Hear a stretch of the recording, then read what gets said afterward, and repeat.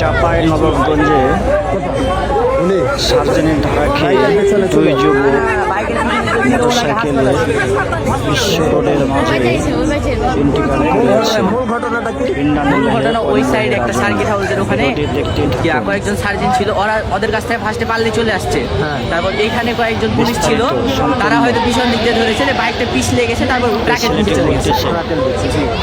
কিভাবে কি হয়েছে ভিডিওটি সম্পূর্ণ না দেখে ধাক্কা মারবেন না, প্রচুর পরিমাণে শেয়ার করবেন যেন এই দুই যুবকের 7 কোটি টাকা বাজেট রয়েছে। এই রাস্তা ফললেন করার পদ্ধতি ডাবল হতে চাইলেও আজকে তারা দেখে রাস্তা প্রশস্ত করে এই তার টাকা কাছে লুটপাট যেন করা আসতে হচ্ছে। পারে। অবশ্যই ভিডিওটি শেয়ার করবেন। চাঁপাইনবাবগঞ্জ সার্কিট হাউসের সামনে দেখতে থাকুন। দেখেন ছেলেটার মা খুব কান্না করতেছে, দেখেন মানে অবস্থা একবারে কি বলবো।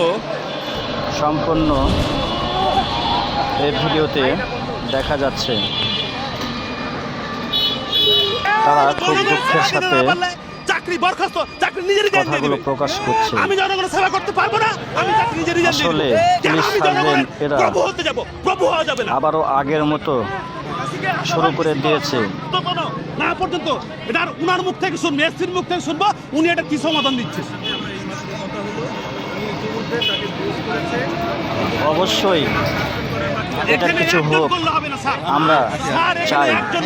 চাঁপাইবাসীকে বলে যাচ্ছি অবশ্যই এটা কিছু হবে এবং আপনারা এটা দেখবেন, উদ্যোগটা চালিয়ে যান। অবশ্যই এই সার্জেন্টটি এই কাজ করেছে তার আইনের রাস্তায় নেওয়া যাক। এটা কত ঘন্টার মধ্যে করবে আমাকে বলেন। ভিডিওটি দেখতে থাকুন বিস্তারিত, আমাদের কপিটাকে দেখিয়ে দেন, সম্পূর্ণ ডিটেইলস বলতেছে। এটা এখনই ইমিডিয়েট